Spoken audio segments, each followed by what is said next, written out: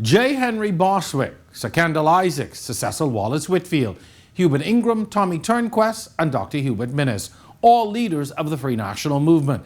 The party is now set to choose a new leader. It's a three-way race to see who will emerge victorious as a leader of the FNM this weekend. And tonight we are face to face with all three candidates.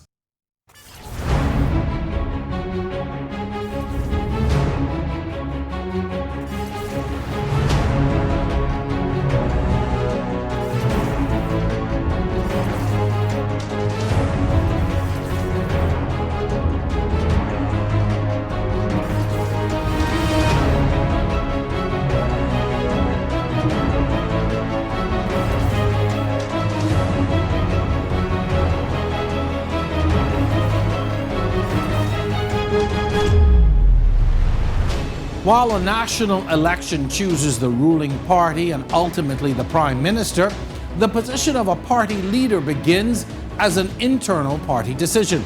And in order to be considered for the job of Prime Minister, one must first get the job of party leader.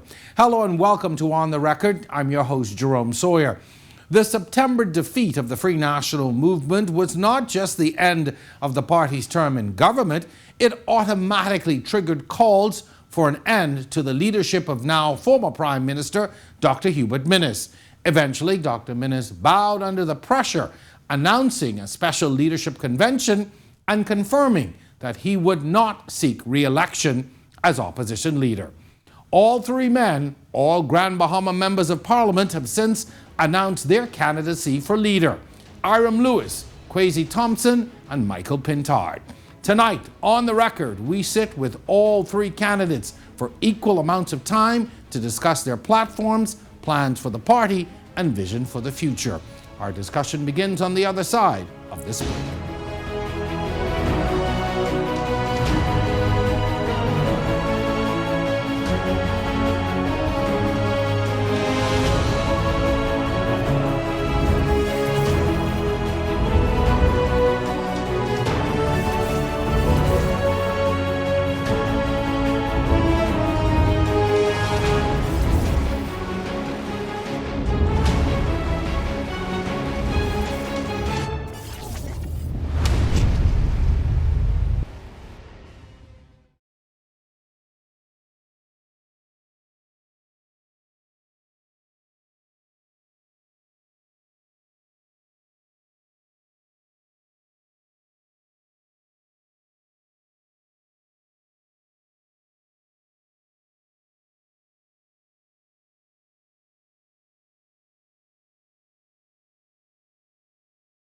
Every new season of On the Record, we push the limits, venture into unknown territory, take our cameras into places unseen before.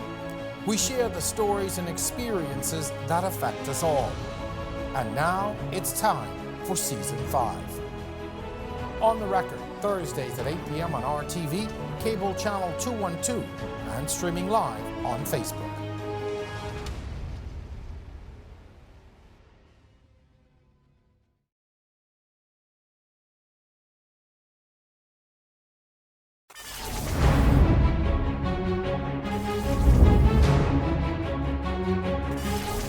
Welcome back to On the Record. I'm your host, Jerome Sawyer. My first guest tonight is a Member of Parliament for Central Grand Bahama, one of 7 sitting opposition MPs. He is one of only a handful of FNMs re-elected in the September race. He served in the cabinet of the former Minnis administration. His last post was the Minister of Youth, Sports and Culture. Iram Lewis, welcome to On the Record, sir. Thank you, Jerome. So first off, why are you offering yourself for leader of the FNM? The party right now is in need of change of direction. Where we are right now is not where we want to be. Obviously, the electorate, they weren't happy with what we did with respect to completing our agenda. And understanding that there are some issues in the party, I am a part of the party moving forward. And knowing that there's a vacancy in the leadership position, I'm offering myself for that position. You mentioned the electorate, which now takes me to my next question. Why do you think your party lost the last election? and yet you managed to get elected. Well, I do believe that what we have to focus on is that we only have 5 years guaranteed in any term. We would love to have 10 or 15 years, but we only have 5 years guaranteed. And in that 5 guaranteed years, you must fulfill your agenda. We were sidetracked, of course, by the pandemic and by the hurricanes. However, we worked through those issues as best as we can, but the electorate weren't happy. They weren't happy with the fact that we didn't deliver on all of our promises. Even though we had those major issues, they bypassed that and decided that they weren't satisfied with our performance, and they showed that at the poll. Those who showed up at the poll on September 16, who voted, obviously weren't impressed with the level of achievement that we would have done based on our agenda. In hindsight, looking back, what things could you think you have done? What things do you think you could have done differently or better? We focus on the top level issues, the pandemic, saving lives, ensuring that persons were protected, and we lost connection with the base. There were persons at the base level who were crying out, offering advice, offering their opinion, and we were so focused on the big ticket items that we forgot the low hanging fruits, the small items that affected the common man. So there was a disconnect, and because of that, persons feel like their opinions and their suggestions were dismissed, and as a result, they showed that at the poll. You didn't listen to me, so I will show you better than I can tell you. Yet you managed to be re-elected. What was it you think that caused you to cross the line into victory in your constituency? I had a great team that I work with. My team bought into the agenda that I had, and even in my absence, my team worked the ground very well, and I remained connected to my constituency. Even though I was a member of, I was a minister in the cabinet, I was a minister of state, and I was also a parliamentary secretary. My first priority was to my constituency. Parliament, being a parliamentarian, was my primary focus, taking care of my constituents. I campaigned on the topic, empower the people. So local empowerment was what I was all about, and they bought into that. And they felt empowered by the efforts of myself and my great team, and as a result, they rewarded me with a second term. Now, you are one of 3 candidates offering yourself for leader. What makes you the better candidate? I believe in teamwork. I am not a person who only troubleshoot. I believe in finding solutions. I do believe that we need a team in order to rebuild, to reestablish and reignite the FNM. I've been involved in team all of my life. I don't believe in one-man band. I do believe that if you engage the efforts of all of your team players, all of those who are part of this party, people will now feel valued. They'll feel respected, and then they'll now once again sow into the party. And I do believe that I have those qualities. I'm having experienced teamwork throughout my professional architectural career as well as in my athletic career. It's all about teamwork. Now, should you win, you're going to have to lead the party over the next few years. How would you say your leadership style would differ or resemble that of a Hubert Ingram or a Hubert Minnis? Well, I have to focus on my style, which is inclusion, teamwork, understanding that we do have some persons who felt disrespected, who felt disenfranchised, and understanding even when you're in a situation and you're working for a common goal, you may have dissenting views, but that is not where issues arrive. It arises when persons' views are not even listened to. You're not even giving them a chance to express their opinion. And sometimes when they express their opinions, things that you may have missed, you may have overlooked, by hearing them, it may bring other things to light that say, hey, wait a minute, that's important. But when you disrespect people to the extent where you don't even listen to their views, you dismiss what they have to say and not include them in the conversation, that's where problem arises. And certainly, the whole idea is to have a party of inclusion. So you think a lot of people were dismissed in the former administration? People felt that way, that they were dismissed. And of course, we had a lot of issues to deal with. But of course, people felt dismissed. They felt like they weren't respected. So again, the type of leadership we have to bring to the fore now is that people accept the fact that we understood the misstep that we would have taken, and that we are willing to make the adjustment to correct whatever errors we would have committed, even though they were well intended. some errors were made. And once we show that we are willing to understand and accept that and apologize to some people, then of course we can talk about healing and unity. This was probably one of the lowest voter turnout elections we have ever seen. A lot of the FNM space did not come out. And it was clear even going into the election that the party was fractured. How do you plan on reuniting the party? Fractures again will occur. And like I said earlier, fractures occurs because of the fact that persons' views you'll have dissenting views, and we have to accept the fact that even when I ran on the relay teams, we had different team members with differing views and opinions. I should run first leg or second leg or third leg. So we had a discussion, and at the end of the day, we put the right piece of the puzzle together. And even though we weren't the top athletes around the world with respect to the male sprinters, we were able to come out successfully because we listened to the views of all. And even if the opinion weren't the correct one at the time, we were able to discuss and say, wait, you want to run first leg, but these are the reasons why. Would we allow those persons to at least voice their opinion? We are in some unprecedented times as a country. We are coming out of a pandemic, but still in it in many ways. And that's just sort of the most glaring thing, I think.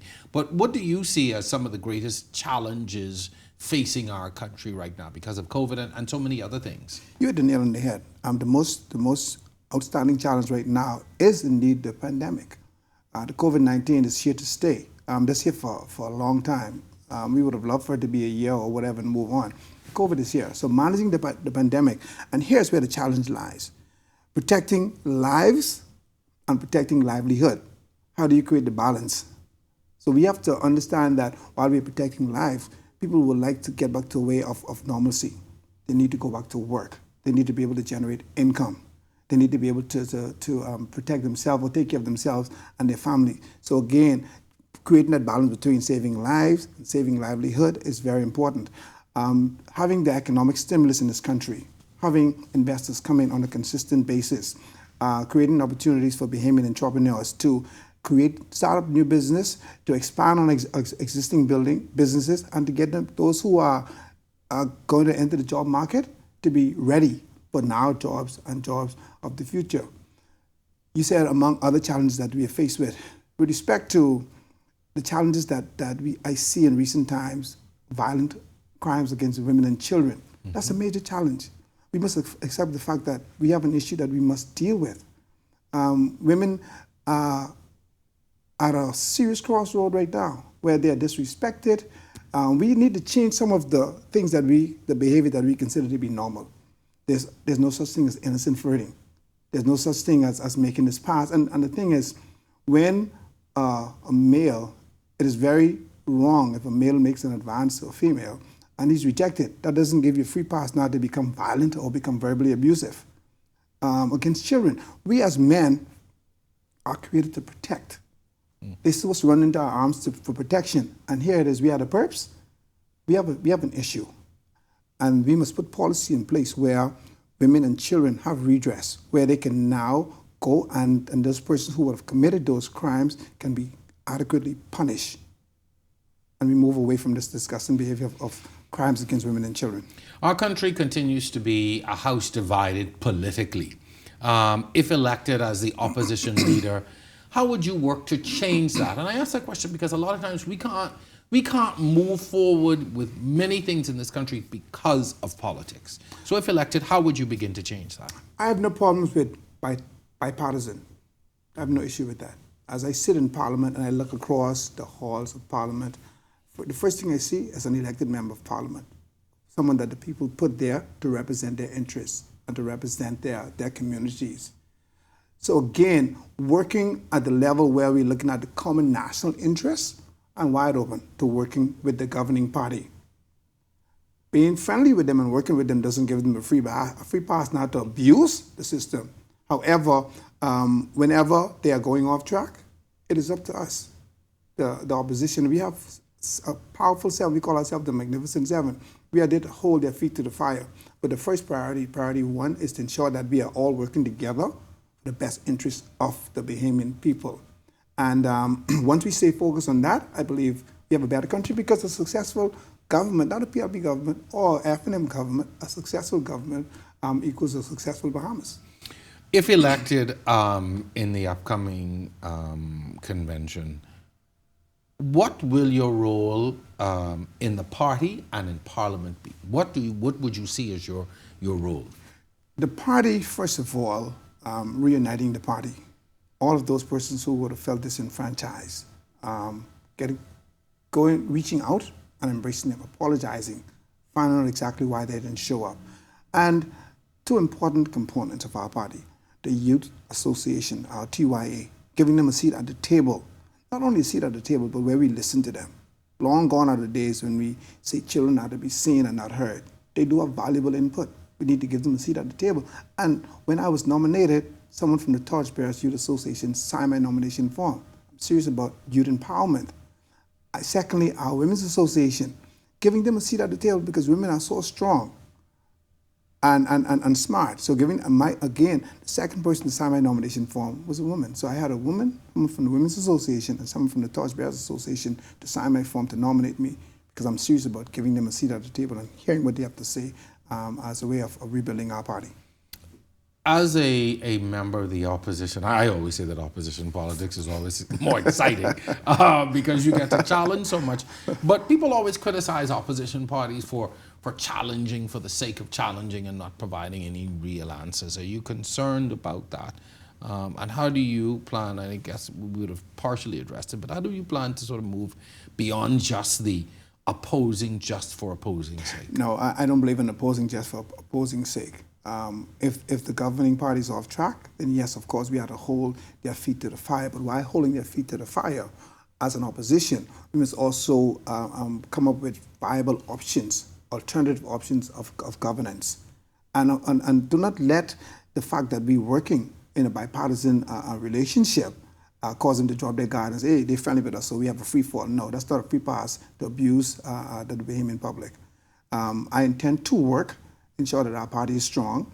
The role of the leader of the opposition should be the role of the leader. Should be the leader in Parliament. Should be one and the same person, so you won't have any conflict. You have consistency, and of course, having the whole party galvanized behind a new leader. And even though we have three different persons vying for leadership, I do strongly believe that at the end of the day, come Sunday morning, it's not going to be Team Iram, it's not going to be Team Michael or Team Crazy. It's going to be Team FNM.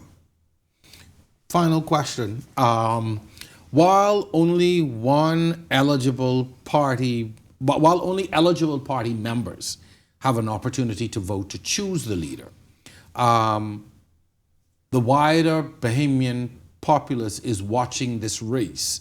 And while only a small segment of the population helps to choose party leader, you are in effect auditioning or being interviewed in some respects for the job of Prime Minister should the body win at the next election. What is your message now to the wider Bahamian population who may not have an opportunity to vote in this process, but certainly are watching the process? I do believe that the wider population were the ones who made the decision to change government.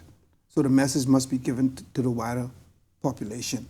I'm a common man, I'm a grassroots man. I came from a small community where I wasn't used to the modern amenities, running water, electricity, all the basic amenities that we enjoy. I'm a grassroots man, I'm on the ground. I think right now that people want something that is different, something that we've never seen before, someone who is at the base level. And of course, as I indicated earlier, my nomination form was not signed by anyone of political notoriety. I have nothing against that. But again, I went back to the base. And that is where I want to start, from the foundation. And once we have a strong foundation, remember, I'm a builder, I'm an architect, I'm a project manager. I understand the importance of a strong foundation. So I'm at the foundation level. Once the foundation is stabilized and is repaired, now we can build a better building. Mm-hmm. If you are not elected, what do you see as your role in the party going forward? I go back to the point of me being a strong team player. The party is made up of different members, members that comprise a team of FNMs who always been better at governing this country. Yes, we are disappointed right now, we are hurting right now, but we still have talent in the FNM. And even though we lost, I don't believe in giving up. I believe that we still we are still the best movement because we are a free national movement, not an FNMP. We are a movement which is, in my view, is bigger than a party. And I do believe that once this movement is up and running, we cannot be defeated. I'm a team player. Whomever emerges as winner have my full support. Of course, I would support myself 100%. I wish Michael and Kwesi, who are both my friends, good luck, but I wish me better luck. Hiram Lewis, all the best to you. Thank you for coming on and spending this time with us. We wish you all the luck on Saturday in the vote, and certainly whoever wins will be back on the show to talk. But certainly you've got a career ahead of you in politics, so thank you very much for coming on. When we come back, our former Deputy Speaker and Minister for Grand Bahama also has his sights set on becoming the next leader of the FNM. On the Record is back right after this.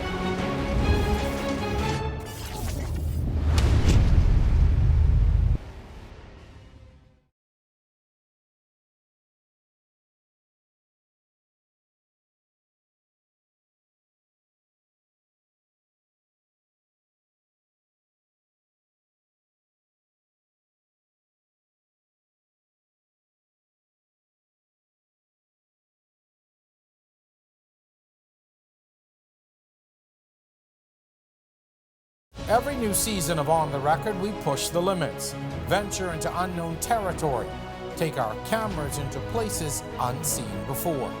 We share the stories and experiences that affect us all.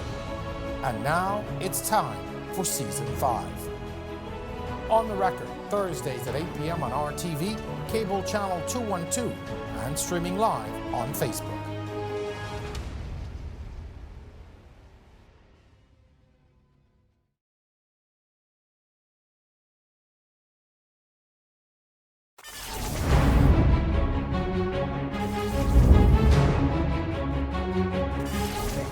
You're watching On the Record. I'm your host, Jerome Sawyer. Kwesi Thompson was elected to Parliament first in 2007 during this term of the FNM, led by then Prime Minister Hubert Ingraham. He also served as the Deputy Speaker of the House of Assembly. In the most recent term of the FNM, he was appointed Minister of State for Finance, Digitization and Grand Bahama in the office of the Prime Minister. Kwesi Thompson, my second guest, welcome to On the Record, sir. I'm going to jump right in. We give everybody the same time with same questions. Why are you offering yourself for the position of leader of the party? Jerome, thank you very much. It is a pleasure to be here with you again. I'll be in your beautiful studio. I am offering because I want to make a difference in my country. The former Prime Minister, Hubert Minnis, decided that he was not going to run again. That made the office vacant. And after a lot of encouragement from supporters, a lot of prayer, getting the permission from my wife, I prayerfully considered that now was the time to offer myself to serve. I really believe that I can make a difference, not just in our party, but also that I can make a difference in our country. Politics really now is about service. It's not about power. And for those of us who wish to be involved in politics, I think it is the ultimate privilege to be able to offer yourself to be a leader of one of our major political parties. And the reason why I'm doing it is because I genuinely believe, one, that I'm the best choice.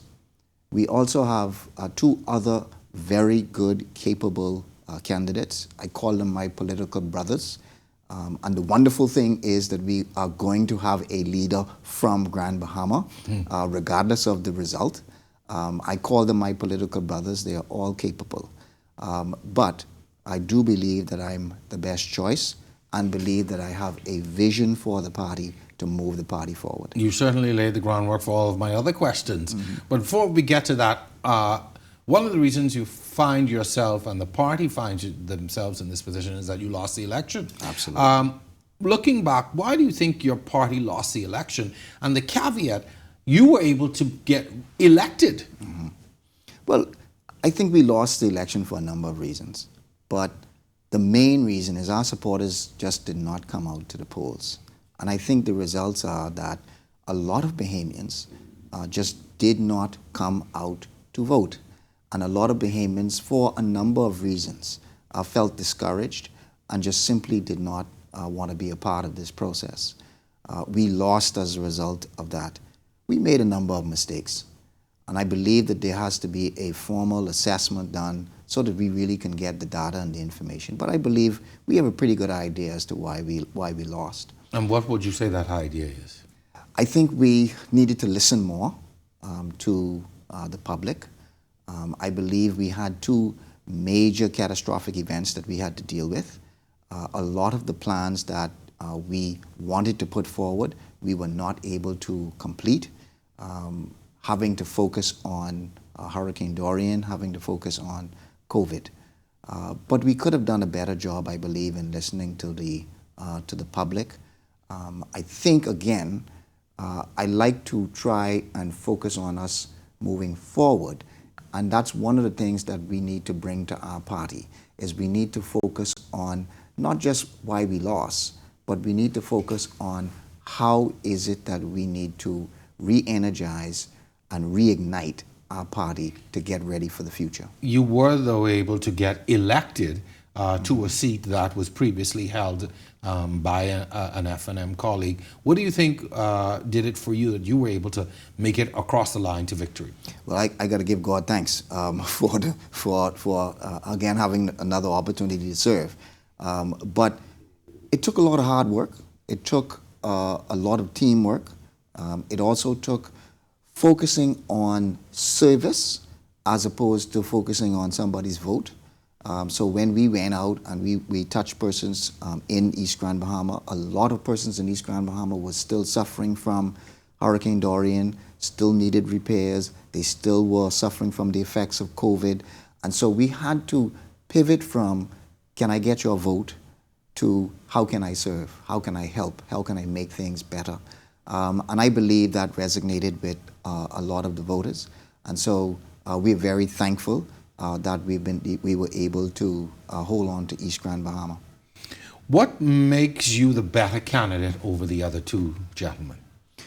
So again, and I will not say anything negative about my political brothers, because at the end of the day, they, along with myself, are going to have to stand together and defend our party and also rebuild our party together. But I can tell you the experience that I've had. I can tell you that I've been in politics, in frontline politics, really for about 15 to 16 years. I have served as a member of parliament. I've served as the deputy speaker, and I've served as a cabinet minister, also having served through the Senate, close to about 10 years having served through the Senate. So I've also focused on the foundation of our party. I've been in the Free National Movement more than 20 years, having come in as a young person, served as the torchbearer president in Grand Bahama. And what really solidified for me that this party is the best political party in the country is when I read Sir Cecil Wallace Whitfield's My Soul is Dancing speech, which spoke about the birth of the Free National Movement. And so, having decided that this is the best political party, having decided that I do have the experience to lead, and then having decided that there were a number of supporters who encouraged me, and that this was really the right time to put myself forward. And so I believe it is the experience that distinguishes me to be able to lead. If given the opportunity to lead the party, how would your leadership style differ or resemble that of a Hubert Minnis or even a Hubert Ingram? I think all of the former leaders, I think, had their positive points.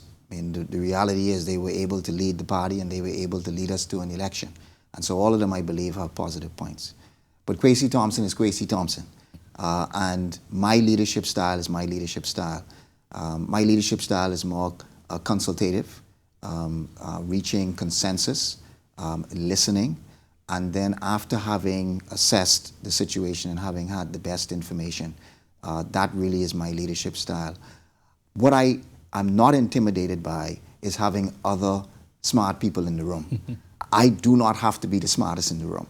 I do not have to be the most talented in the room, and I'm not intimidated by smart or talented people.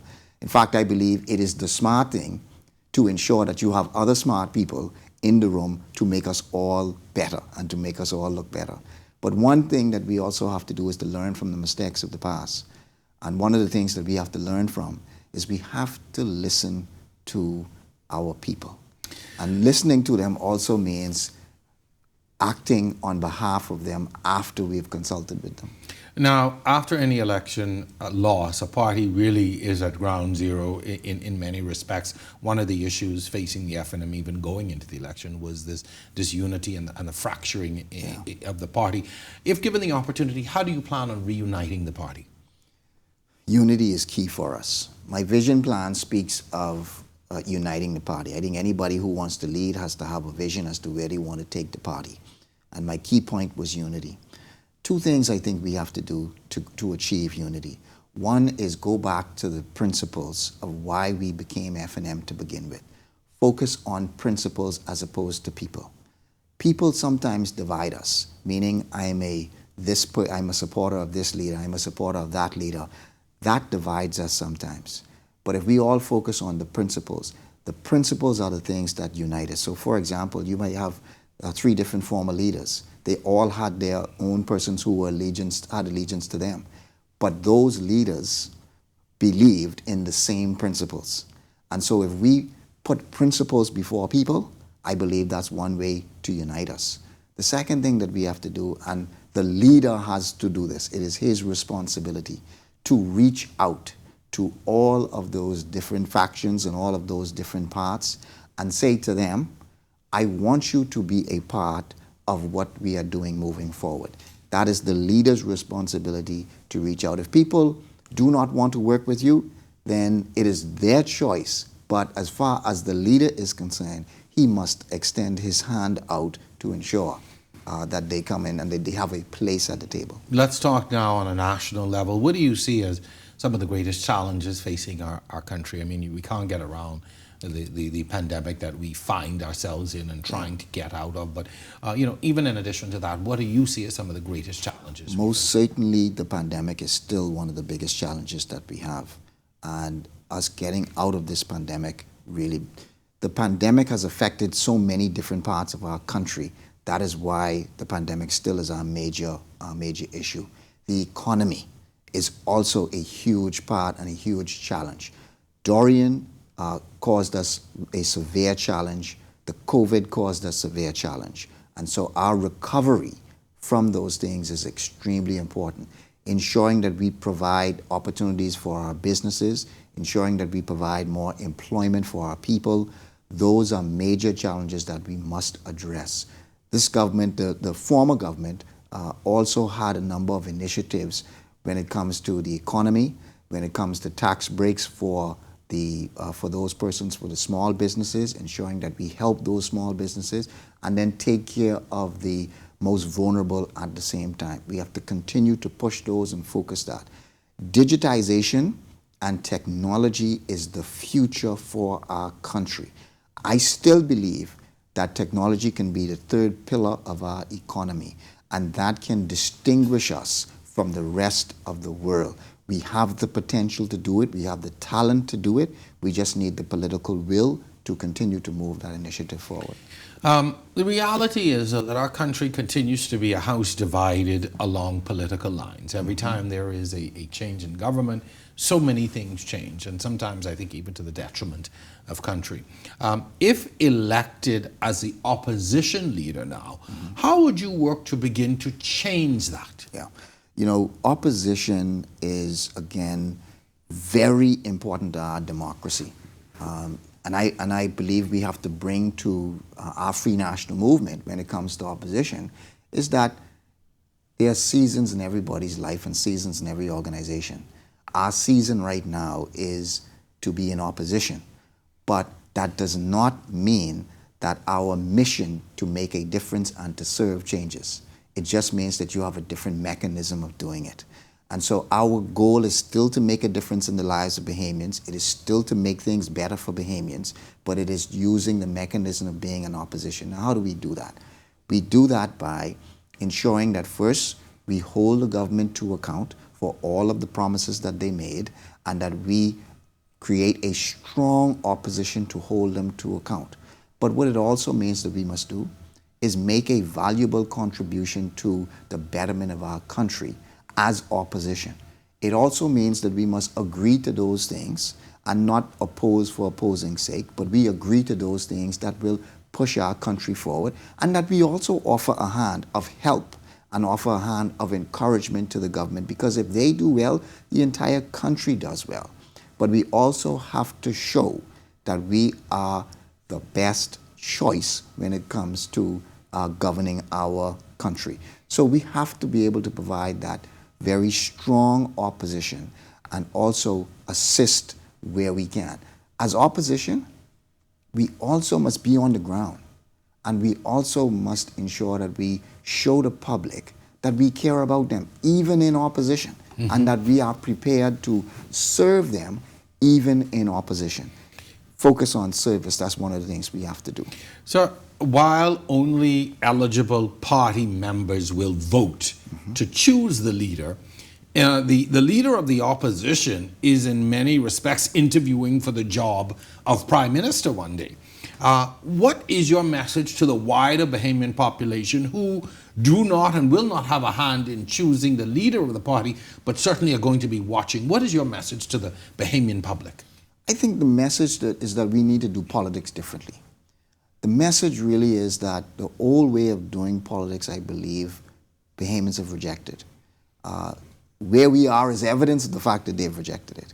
And so it means that we need a new vision, and we need a new mission, a new mandate really when it comes to Bahamian politics. And I believe we have to demonstrate that. It's not enough to say it. And we have an opportunity now to demonstrate that we can do politics differently, that we can actually make a difference, that we can actually show people that we care about them, and that we can actually show them that we are not just interested in power, we are not just interested in their vote, but we are actually interested in making their lives better. So I believe that's the message that we have to show to not just our F&M supporters, but we have to show to the wider Bahamas. We can do this. We can make a difference. We can do better than we've been doing before. And we can really go ahead and focus on making their lives better. As we are literally just about out of time with you, a final question very quickly. If you aren't elected in this, at this convention, in this race, what is the role of Kwesi Thompson in the party and in Parliament? Kwesi Thompson is an F&M. Kwesi Thompson also is the Member of Parliament for East Grand Bahama. And so I will continue to serve the public. I'm not interested in just focusing on a position, but I'm interested in making a difference. And so whether that is through the leader, or whether that is through being a member of parliament, whether that is through whatever means I can, the focus really is on making a difference in people's lives, not on just obtaining a position. Kwesi Thompson, thank you very much. Best of luck to you. I just want to tell you this little caveat. I've been going to Grand Bahama for years. I love it.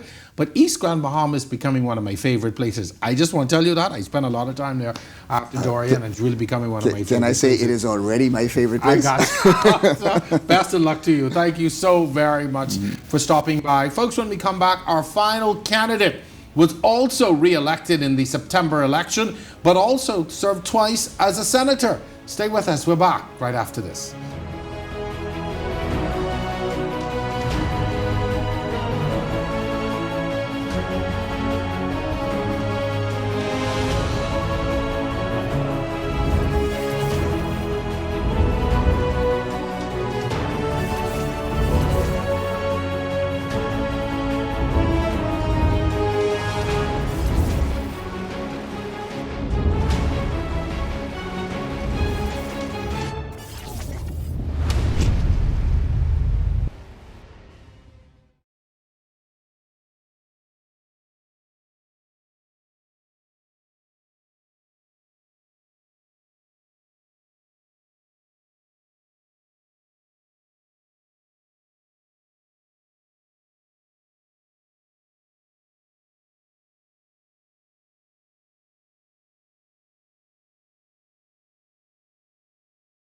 Every new season of On the Record, we push the limits, venture into unknown territory, take our cameras into places unseen before.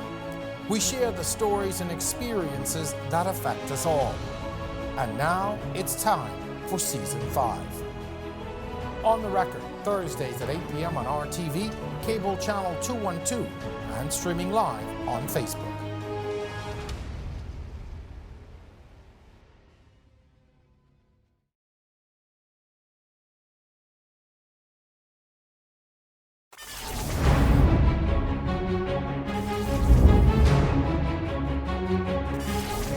This is On the Record, our final segment tonight. I'm your host, Jerome Sawyer.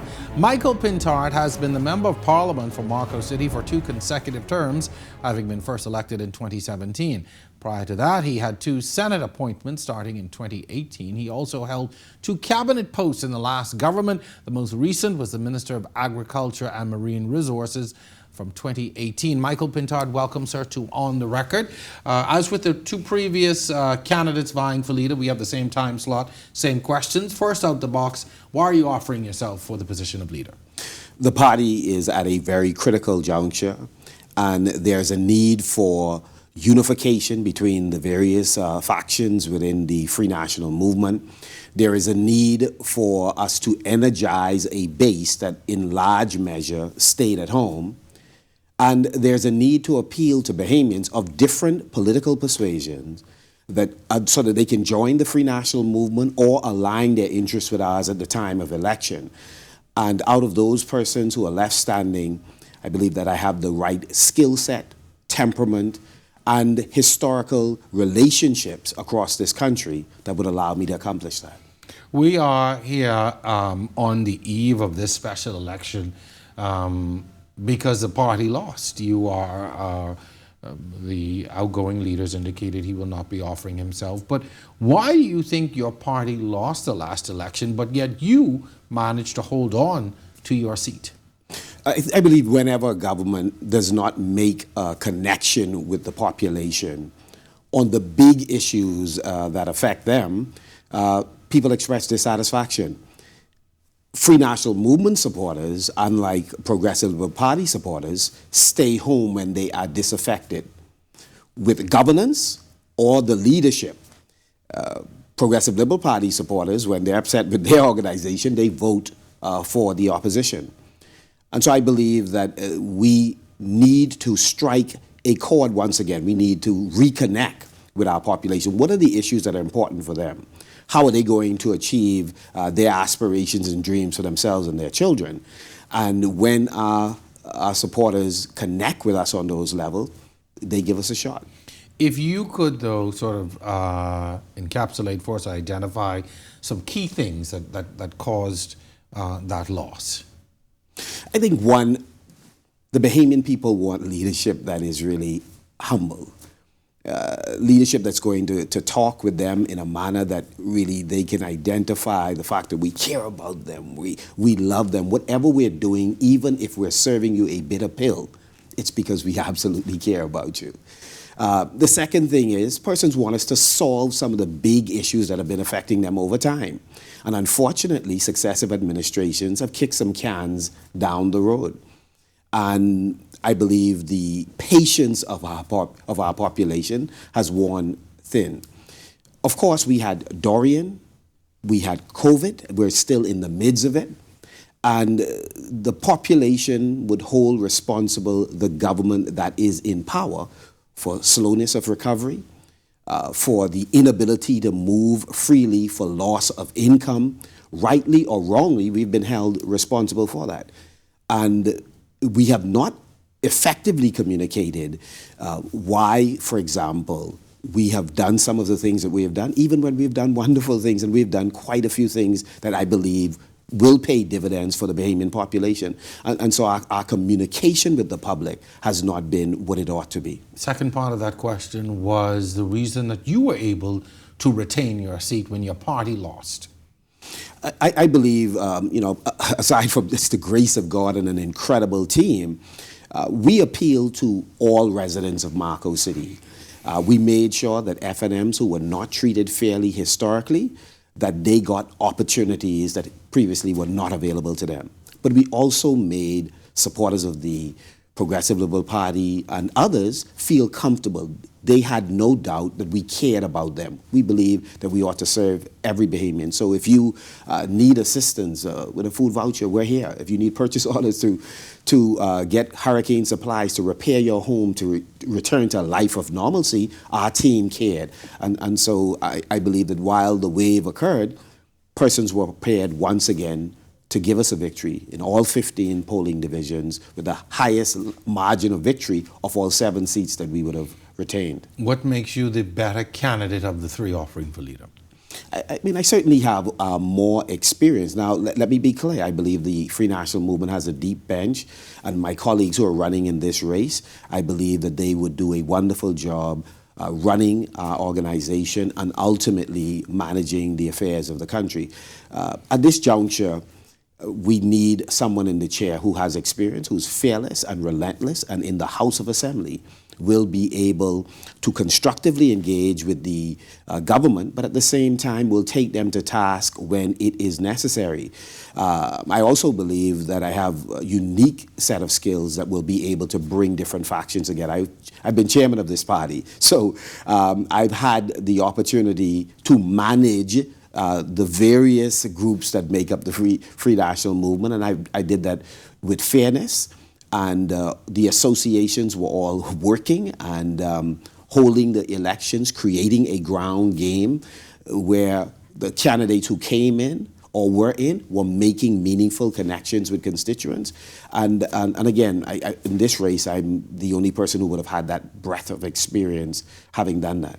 If given the opportunity to lead the party, how would your leadership style either resemble or differ from that of a Hubert Minnis and a Hubert Ingram? I'm a very collaborative leader. I believe that it's important to engage a whole bunch of smart people in the room and mine from them the best possible ideas on the way forward. I love dissenting opinions. It gives you an opportunity to strengthen your arguments so that you are able to give compelling reasons why you are making certain policy, legislation, or programming choices. Politics is unfortunately an ego business. However, persons must have a sense that you're humble. In other words, you do not believe that ideas only flow from top to bottom. They can flow from bottom to top or in any direction. I'm Sister Laura Benson's child, and I am. I love people, and I think the population must not only hear you, believe you, but they must feel you. And so I think emotional intelligence is extremely important. And some persons consider that a weakness. I consider it a strength. And so in those ways, I think I'm a departure from the leadership that we would have had recently. And I think that the leadership we had previously is very focused. I think that's an incredible strength. But I do believe you need other attributes. I think I have an exceptional ground game. I love working at the community level. I love being in Marco City, on the ground, in other constituencies, helping people. I'm called to empower people. This race is just providing a larger platform to do that. As you and even persons who just appeared previously would have indicated, so a lot of your supporters did not come out. And it really, I think, showed that there was a lot of fracturing within the party. If given the opportunity, how do you plan on reuniting the party? Well, one of the things we're going to do immediately after the convention in February is to have a national conclave. After the race on Saturday, I intend to commission a post-mortem on what has happened in the election, what was responsible by and large for our loss. In the conclave, that would be shared. We also need to basically organize our associations once again. There needs to be some healing after contests like this, after losing an election. Members need to heal from internal challenges, external blows that they would have received, and so I intend to make sure that we achieve that as well.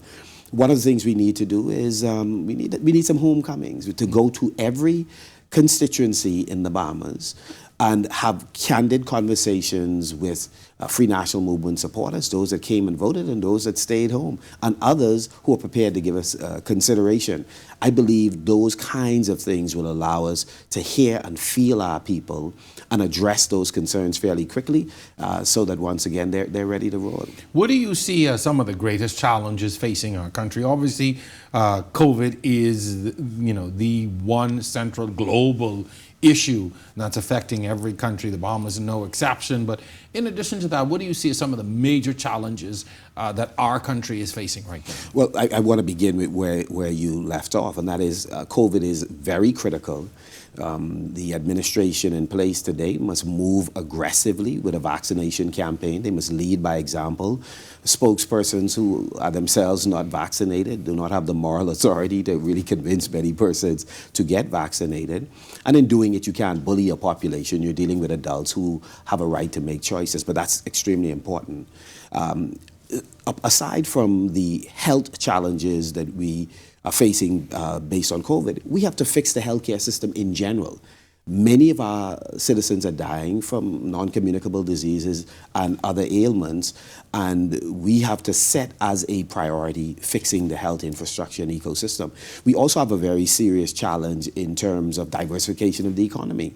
One of the reasons the food security issue is on the front burner globally is because many countries are importing in excess of 80 to 90% of what they consume. The Bahamas is no different.